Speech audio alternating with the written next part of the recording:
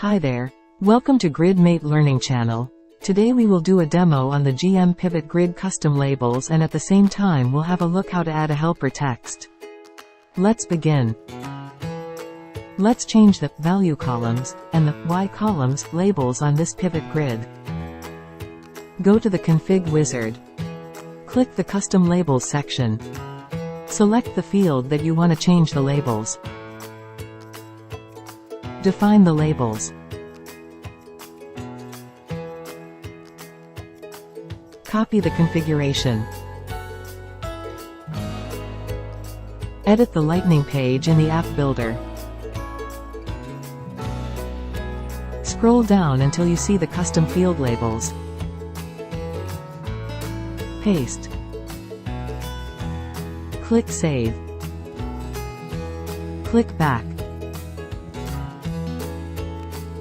Perfect, the field labels have been changed. Let's add helper text to the opportunity field, similar to what we have in the net revenue field. For that, go to Setup. Click Object Manager. Look for the desired object. Click Field and Relationships. Select the field where you want to add helper text. In this example, opportunity field. Click Edit. Type your helper text. Click Save. Back to our pivot grid.